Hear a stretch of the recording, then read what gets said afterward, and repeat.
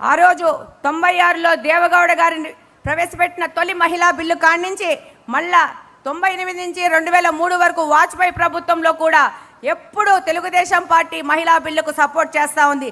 నిన్న ఎన్డీఏ ప్రభుత్వం ప్రవేశపెట్టిన బిల్లుకు కూడా తెలుగుదేశం పార్టీ సంపూర్ణ మద్దతు ఇచ్చింది. ఈరోజు ఈ మహిళా బిల్లును స్త్రీశక్తిలో భాగంగా తీర్మానాన్ని బలపరిచే ముందు ఈ కార్యక్రమానికి ముందుగానే మన నాయకుడు నారా లోకేష్ గారు రాబో ఎన్నికల్లో 33% రిజర్వేషన్ మహిళలకు కేటాయిస్తాము, మహిళా క్యాండిడేట్లను ఎంపిక చేసేటప్పుడు 33% రిజర్వేషన్ ప్రకటిస్తామన్నందుకు ఇక్కడున్న మహిళా శాసనసభ్యులందరూ ఒక్కసారి నిలబడి నారా లోకేష్ గారికి అలాగనే మన ముఖ్యమంత్రి నారా చంద్రబాబు నాయుడు గారికి ఒక ధన్యవాదాలు తెలియజేసుకుంటారని కోరుకుంటున్నాను.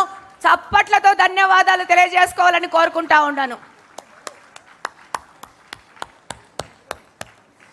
మహిళలే కాదు, ఇక్కడున్న మా సోదరులు కూడా అందరూ లేచి ఈ యొక్క 33% పార్టీ నిర్ణయానికి వారి సంపూర్ణ మద్దతు కూడా ఈరోజు తెలియజేసుకున్నందుకు ఇక్కడున్న ప్రతి ఒక్క సోదరులకు అందరికీ ధన్యవాదాలు తెలియజేసుకుంటున్నాను. Thank you very much. ఈ అవకాశం ఇచ్చిన పెద్దలందరికీ ధన్యవాదాలు తెలియజేసుకుంటున్నాను.